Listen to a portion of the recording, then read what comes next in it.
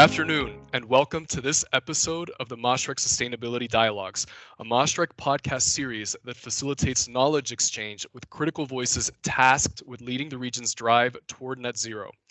Today, we're looking at the energy transition and the Middle East's journey to clean energy.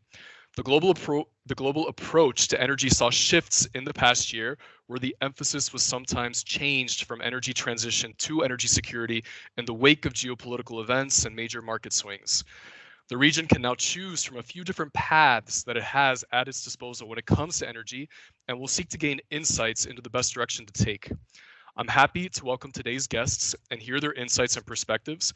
We have with us today Vidya Ramnath, President of Middle East and Africa at Emerson, Valantis Mikrommatis, Vice President at Yellow Door Energy, Dr. Yousef Alshammari, CEO and Head of Oil Research at CMarkits, Hussein Fouad Ghazzawy, Senior Energy and Industry Consultant at Lynx Strategic Business Advisors, and of course, our Mashreq host, Badar Chaudhry, Senior Vice President and Sector Head of Energy at Mashreq.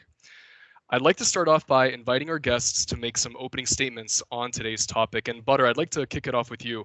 I welcome your opening thoughts on today's theme and what the energy landscape looks like right now for the region. Good afternoon. Thank you so much, Thomas, for the introduction, and thank you for all the co-panelists. It is our honor to hear from you and to get your insights. Thomas, I think you've hit the nail on the head. Clearly, we saw a pause in the conventional, the global energy trilogy, which was basically energy, efficiency or energy, then energy transition, and then of course energy, renewability. However, I think where the pause has been witnessed in some economies in the region, I think the focus has continued towards the energy transition. Mind you, the aspect which we sort of look at within the organization, which is being a financial institution, we see that the energy transition is the greatest challenge that in the modern history. However, the financial energy stakeholders seem to be committed towards the right direction, which is achieving the net zero by 2050. And again, from where we look at it from the lens of a financial institution, 2021, we saw approximately $1 trillion of investments in the global energy transition, with the outlook of approximately 4 trillion required by 2050 to be able to achieve the zero emissions by 2050. So clearly there is the journey that is needed to still be done. However, from a regional perspective, we see that the activity remains robust and the commitment from all stakeholders, be it from a policy framework or from the directions from the government, remain in line with that objective. And accordingly, COP28 will be a sort of a cornerstone event to demonstrate that activity. And likewise, Mashreq, which up until last year has committed $16 billion in the energy transition, is committing to double that investment by 2030. Thank you, Badar. And Dr. Yousef, I'd like to get your insights on this too. And as has been mentioned, the energy narrative has gone through various iterations over the past year, where first the focus was on energy transition and then energy security. And now it seems to be an energy mix that's composed of both fossil fuels and renewables. And I wanted to ask how you think the narrative looks like for the region at this particular point in time. Is it more of a transition? Is it more of a security? Is it more of an energy mix or anything else that's now being prioritized over other approaches? Thanks, Thomas, for inviting me, and I'm very delighted to speak with all panelists today on such a very topical subject. The subject of energy transition has been in discussion for, I would say, at least a decade, or perhaps even a couple of decades. And that certainly has been fueled by the environmental issues, and more recently, the climate change has been perhaps one of the most important drivers towards the energy transition. Certainly before climate, it used to be an energy security issue, in fact, subject to the discussion of volatile commodity prices, predominantly oil, subject that was beginning of the 21st century. And now we're looking at the issue of carbon and the Earth's temperature, the rise in Earth temperature over the next couple of decades. So more recently, just let's say over the past 5 years, in Glasgow, which is has been a very recent COP that has been happening, and what we saw actually is that all commitments coming from world countries are now just about to achieve the 1.9 degrees Celsius. That's including all the emissions, the INDCs that were pledged by all countries signing into the Paris Agreement. And of course, that's not sufficient. And we still have to do more to achieve the 1.5 degrees Celsius. With the recent energy outlook from the IEA, currently we are on path to a 2.5 degrees Celsius. So in fact, we still need the 1.9. That is, if we could look at all the pledges, but on the current policies, we are on a 2.5 degrees Celsius rise. On the other hand, just over the past couple of years, when after the COVID-19 pandemic and the recent war in Eastern Europe, what we saw is kind of a shift in the narrative. And to me, that happened not just in the EU, but even in the United States. After the President Biden came to office, we've seen more of more ambitions and accelerations towards achieving the climate target. Of course, the United States came back to the Paris Agreement, and the ambitions that of the current U.S. administration was to make the United States net zero by 2050. I think, as most of you will know. On the other hand, the recent gas crisis, especially the gas crisis, has somehow shifted the narrative into what you just mentioned as an energy security. And now we see a reclassification of gas, even nuclear, into the nuclear agenda. We're seeing Germany reopening its coal mines. And to me, what would that mean? Actually, in Saudi Arabia, where I am from, the kingdom's approach towards energy transition has always been, I would say, an approach that takes all the solutions, puts all the solutions in the table, and that is to keep investing in primary sources of energy, current energy sources, that is oil and gas, clean oil and gas, here I have to mention, and also continue to invest in renewables and even nuclear over for the next, let's say, 3 decades. That is something I think that we have to consider. So we need an energy transition that balances security, cost, and sustainability. For example, in France, what we saw back in 2018 and 2017, the Yellow Vest movement, when President Macron has enforced so much ambitious climate agenda. These kind of events can definitely happen subject to changing geopolitical and economic picture that the world is currently facing. So that is actually my message, is we need to keep investing in clean oil and gas, while at the same time prepare our world for the 1.5 degrees Celsius that will happen not just with the renewables, but also with the clean primary sources of energy.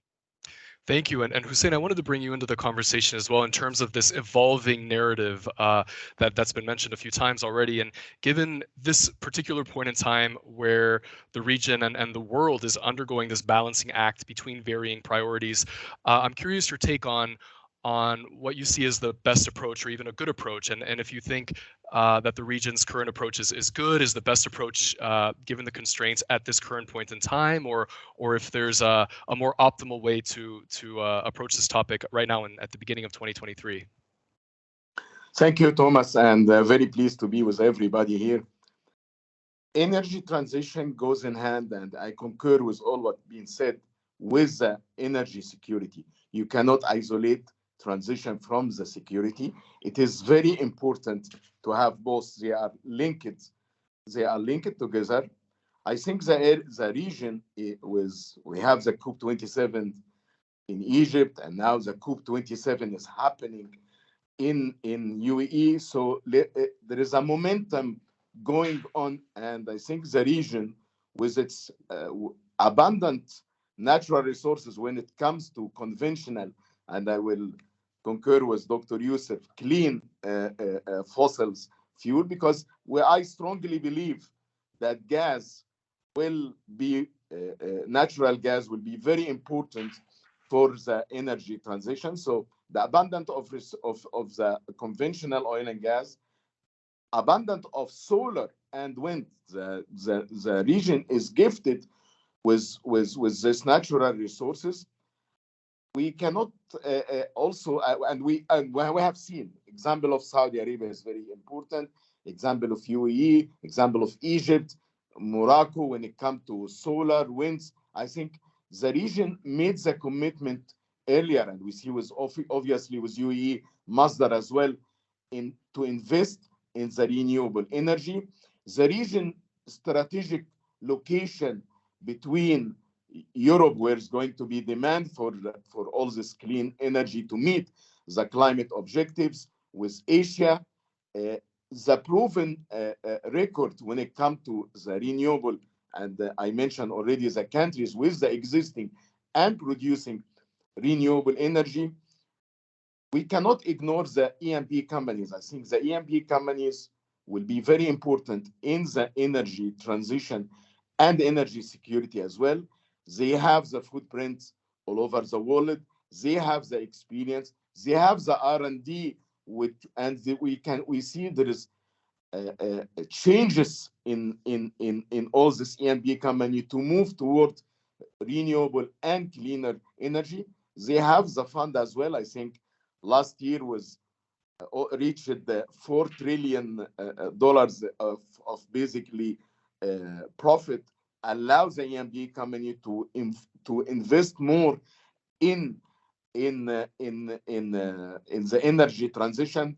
Badr mentioned about the $1 trillion, and actually Badr's objectives is to have this $4 trillion from 2015 when Paris took place, and the less spending from the $4 trillion plan was IEA to $1 trillion, impacting actually the energy transition and back again to the energy security. And I concur with Dr. Yousef. Let's not ignore continuing investment in the conventional oil and gas, because it's important for the energy security. We saw in 2015 $663 billion invested. In 2021 was probably half of that.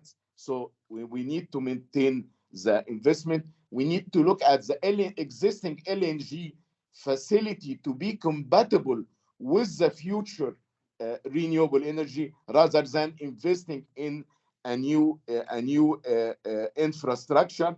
So just to close my comment, I think the region is very well positioned in terms of the commitment, in terms of actually what's happening with the COP27 and COP28, in terms of financing, in terms of experience, in terms of resources. So definitely, I think the region stands very well when it comes to energy transition, energy security, and providing energy at affordable prices to everybody. But within this context, it's mentioned that the trajectory, that the things that have changed since 2015, this changes in financing channels, this COP27 last year, COP28 at the end of this year. And Vidya, I'm curious your take on, within this context and this landscape that's been pictured so far, do you think there's any low-hanging fruit for the region to hone in on this year in particular, for the rest of this year in the lead up to COP28? And have you seen any developing trends perhaps this year within that intersection of the energy sector and sustainability? So thanks, and really it's an honor to be part of this this group here and hearing so many different perspectives. From our stand here, from Emerson and the technology providers, that is the stand that I take when I look at the topic of today. And clearly, I just want to preface that I'm 100% in agreement with what the gentleman ahead of me spoke of. Clearly, the events are unprecedented, what we are going through right now, whether it's the black swan events that happened to us, but it's kind of shaping what we are seeing today in the region, whether it's the pandemic or the energy crisis, as he mentioned, on geopolitics. But clearly, no mistaking the very ominous challenge we have ahead of us. And so literally we have this trilemma, as Emerson and as automation companies, frankly, this trilemma between energy providing, keeping our industrial users up and running with energy reliability, but at the same time talking about affordability of, the emerging economies, as well as sustainability. Every one of our customers, frankly, has announced their net zero interests and their goals. We ourselves as technology companies, and I say ourselves as well as our peer companies, have announced a net zero. What we see as technology providers, we have actually for over 100 years been in the realm of providing such solutions, right, to reduce environmental impact of industrial processes. For example, control system software will ensure that our users' plants are continuously optimized and our control valves are preventing emission leakages and so on, right? But in this day, when we are seeing this trilemma happening, we think that the governments around the developing world will prioritize, maintaining that energy balance, exactly what the previous speaker spoke. It is about growth. We cannot get away from fossil fuels, but at the same time, there's a key theme that emerges for us. Frankly, whenever we talk to our customers, it is about low intensity, like we hear so much, maximum energy with minimum emissions. That is clearly the theme that is emerging for us as we talk to our customers and we get on the same conversation table with them to understand where we can support them in their net zero. So the other aspect of it, which I would like to touch on at some point, is that, the renewable energies, it's great. We've been seeing a lot more momentum, but there are certainly some barriers to bringing that as front and center. So in this region, especially, we are seeing a lot more about the decarbonization efforts. The renewables is there, like I think Mr. Hussein said. What a blessed region this is with solar energy and wind energy and so on. However, that's the maturation of these technologies, as well as hydrogen, which is going to play a huge role, is probably in the realm of 5 to 10 years. So what we're talking about here, especially with energy security and affordability, is how this is low-hanging fruit. The decarbonization of the existing fossil fuel and conventional fuels is going to be the most important for us. And as technology providers, we are standing ready to support that with technologies that we already have in our portfolio, or we are co-developing with our customers in the region. Thank you. And Valantis, I saw your hand raised. If you'd like to speak to that point, I know Vidya mentioned solar. Please. Absolutely. Just following up from Vidya's comment about the barriers to renewables. We have to say that in the region, there has been an award-winning program, the Shams Dubai scheme, that kicked off in 2015. That helped a lot, basically set the ground running for solar in the region. We're very pleased as Yellow Door, and I think all energy experts in the region, to see that there's going to be some federal schemes running. There has been an announcement in November last year. So this will allow for the massive deployment of distributed solar. And I think the other point, other than the governments supporting, which in the oil-rich nations that we operate in, we see a lot of support from the governments, and that's great, is also the technology aspect of things. Moving a bit further from the vanilla solar products, let's say, providing hybrid solutions, providing solar and energy storage solutions, and also using ingenious automations in order to make sure that we can predict the demand and work around the load requirements for different applications. Thank you. And as a follow-up to that question, we've talked about providing solutions and for example, Emerson, that has a century-long tradition of providing solutions, and same with Yellow Door Energy, albeit more recently. When it comes to adoption of new technologies and solutions, typically it's described as having innovators, you have early adopters, and then you have laggards. And when it comes to energy issues and the energy transition, we often hear about hard to abate sectors, which makes it sound a little bit like potential laggards rather. And Valantis, I wanted to ask you, do you think that would be an accurate description, or is there a more appropriate spectrum to consider than innovators, early adopters, laggards when it comes to the energy transition? I think when we talk about thanks Thomas for that question. I think when we talk to hard to abate sectors, let's say, I think it's a bit of a misleading term. It's usually energy intensive users. We see in the region that we operate that the cement factories, the quarries, all these big infrastructure assets are considering new nascent options, let's say.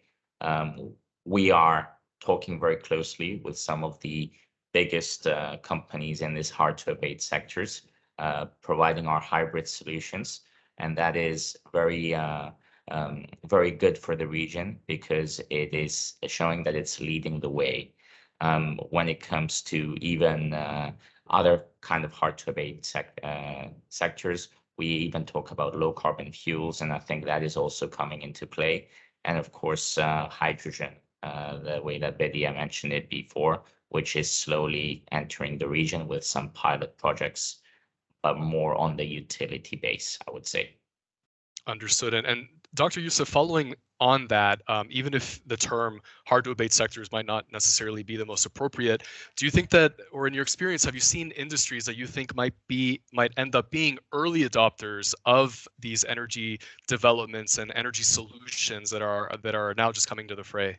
Well, I think certainly the CO2 capture industry is certainly happening. So power generation sector here, I think the first sector to move forward. That's because where the emissions actually are coming from. I think number one, we need to look at the power generation sector, followed by the industrial sector, including all the industries. CO2 capture and sequestration could be will have to be the first technology, because without CCUS, I certainly think that we're not going to be able to achieve the 1.5 degrees Celsius, just because renewables are not going to be ready within the next 10 years and at a competitive cost compared to conventional primary sources of energy, if you do not take into account any subsidies or carbon prices. So that's number one. Number two, I think we have to look at the transport sector, and I certainly like the comment from my colleague Valantis on the hard to abate sectors, which I think they are a sector that can be decarbonized. And here there are two ways: either via EVs and the most well-known approach via electric mobility and nuclear technology or renewables, or via compensation, so via direct combustion of fuels and direct capture of carbon. So, for example, Aramco predicts that Saudi Aramco oil can be fully decarbonized at $140 per barrel price. So that is assuming the continued reduction in cost or via the learning curve over the next, let's say, 5 to 10 years. So improvement in technology and improvement in science, understanding the science, the chemistry and physics behind that. So they think that there is like something like a $70 premium on the current price of oil. So that's basically, which is not too bad. It can fully decarbonize crude oil from Saudi Aramco, giving the cost of production here. So I think these are the two first sectors that we have to decarbonize: power generation, industrial, and the transport sector via either CCUS or direct air capture. And then until we have renewables that are available at a competitive cost, and especially here, I would say I put a special emphasis on solar and wind technologies for stationary power generation. Certainly, nuclear will also have to be will play an important role, especially with the development of small modular reactors within the next 7 to 8 years. And Vidya, whether we end up talking about renewables or solar or wind or fossil fuels, if we take a little bit more of a bird's eye view, and whatever the focus ends up being for the energy sector regardless is in many ways a bedrock for the greater economy, and not only for the region but for the world. But because different regions are starting from different positions in terms of economic development, in terms of energy use, in terms of carbon emissions, sometimes it appears difficult to have a one-size-fits-all approach for sustainability in the energy sector. And from the point of view of Emerson, that works in so many markets simultaneously, given this lack of uniformity, I'm wondering your thoughts on how different markets can create alignment between energy transition and these broader socioeconomic development goals that each country might have. Certainly. I mean, like you said, being having a very global footprint that we have and being on multiple broader teams that we have, we do see that, some of us who are in this region or are, for example, from this region serving the energy needs of the global south, let's say like China or India or whatever, we are certainly seeing that the governments around this world will prioritize spending on socioeconomic development, whilst, however, maintaining that energy balance that we spoke of, which is conducive to growth. But if energy transition has to move forward in this environment, it will mainly be to contribute to development goals of these economies. However, when I sit down and talk to my folks and the friends across the continents, they are definitely looking at areas to speed up the alignment with the energy sustainability.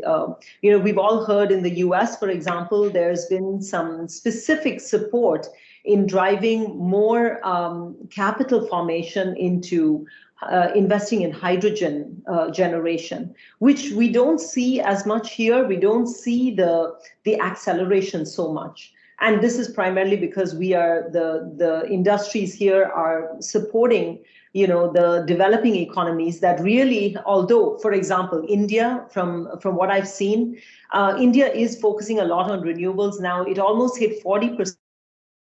From what I've read, of total installed generation capacity in 2022, and China at 28%. However, to meet the requirements of the population, they are depending a lot more on the conventional ways. So our, even as Emerson, the way we work with our customers bears a little bit of a difference. So here in the region, we are looking, like I said, to more on, okay, so this is how the nations are spending their capital, is more like one of you said, on ensuring energy security. And we need to go and support the net zero goals of this government or this industry in order to be able to provide less carbon intensity of the solutions that of the products that they are generating.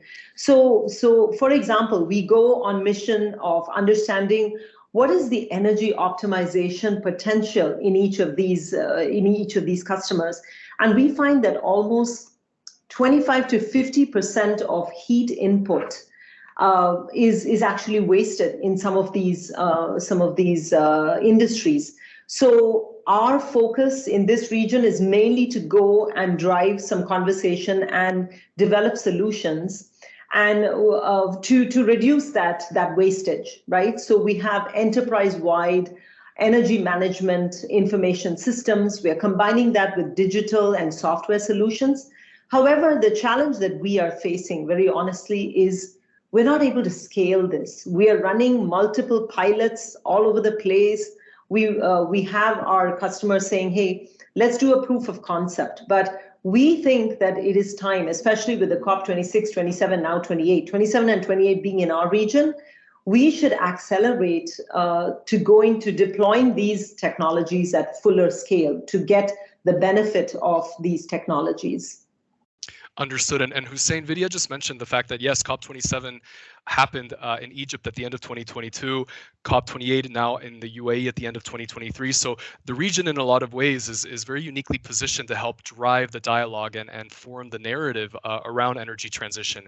And given the fact that this is the first time that the region is hosting two back-to-back COPs, what do you think are the hopes and expectations for the energy sector in the lead up to COP28 in the next couple of months? Just want to comment, if you allow me, Thomas, on what Vidya and Valantis said. It's very important when it comes to hard to debate, and I like energy intensive industry like rather than hard to debate.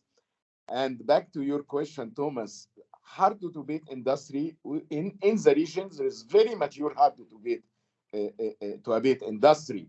We have steel industry, we have fertilizer industry, cementing industry. So actually, the region with what's happening, keeping the momentum, it's very important to focus on this energy intensive industry. And there is a lot of examples were mentioned along these lines. Few things I want actually to and back to your comment. I like it when you said when it comes to energy mix, there is not one size can fit all, and each country has its own basically requirements and resources, and to have the right energy mix, we need also to keep investing on the infrastructure between the countries in the region. It's very important to have this electricity grid, or for the future green hydrogen grid between all the countries in the region. Yousef comment about decarbonizing Saudi Aramco oil it's definitely very interesting as well. Consumer behavior. I think we should not ignore consumer behavior. We saw what's happened in Europe when the focus on reducing the utilization of natural gas. I think the objectives was 10 to 15%. Some countries even achieved more than that, which is good. Just a number to share with you guys: the top 10% household consume 20 times more than the energy than the bottom 10% household. So obviously, and I think that's an area the region need to advance. We see energy efficiency in the region taking place, but not at the pace we all like to see. I think the region, because obviously the abundance of resources, not looking as we would like to see. Knowledge sharing. I heard the comments about the COP28 from Dr. Sultan Jaber, and the importance between global north and global south to share the knowledge, to work together. Let's make sure that we all work together to overcome this climate challenges. It's not only the region, the whole world. We saw what happened in Pakistan. We see what happened in Europe, in the States, in the Middle East. We are all impacted with that. So all the stakeholders have to get together.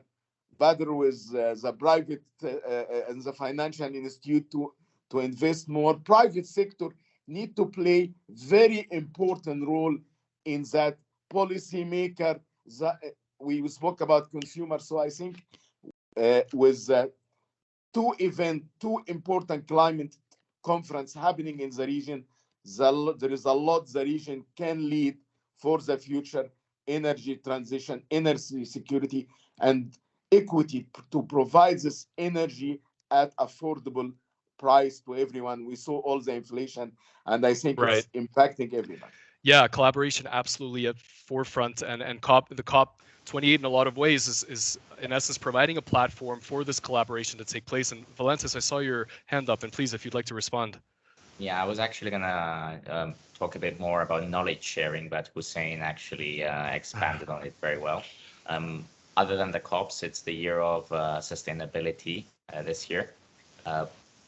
UAE, Yellow Door being a UAE founded company, we're very, very happy that the COP is happening in our backyard. And I think knowledge sharing is very important. We need to talk a bit more about upskilling too. Upskilling of staff, upskilling of people in the region. There's other continents that are a bit ahead when it comes to transitioning in other technologies. The great thing about the Middle East is that all international companies have headquarters here. So it's great to learn and upskill internally, breaking some internal silos for some of these companies. And of course, with the Europe sustainability coming ahead and COP coming ahead, companies such as Yellow Door and other companies in the region could help. We want to drive an initiative of inviting people to visit our solar farms and our commercial and industrial installations. So initiatives like this, I think, will be very helpful and will lead up to a successful COP in November. And continuing on that theme of collaboration, Vidya, we often hear that it's often said that solutions won't just come from the government, they won't just come from the private sector, they won't just come from civic organizations, but instead what's needed is this collaborative approach that involves various stakeholders from different backgrounds. And I'm curious your thoughts on what you think might be the best way to incentivize that kind of cross-sectoral collaboration for tackling energy issues and sustainability issues. Yeah, I think, like I said, we've been working so closely with industries around the region, even across the globe, and we're seeing that definitely there's movement in terms of seeking the right technology solutions to address these challenges, whether in ways that suit. It's not as you said, a one solution fits all, but the suiting the specific needs. But what we are seeing really is that there has to be a very close dialogue between the providers like ourselves, the technology providers, the energy companies, and the governments. So they have to we walk into these customer organizations and we say, okay, let's have a steering committee and let's drive some of these solutions that can support your lowering energy costs in the facilities or reducing flare. In some of the countries within the GCC, we're seeing flaring as well, and so how do we reduce that?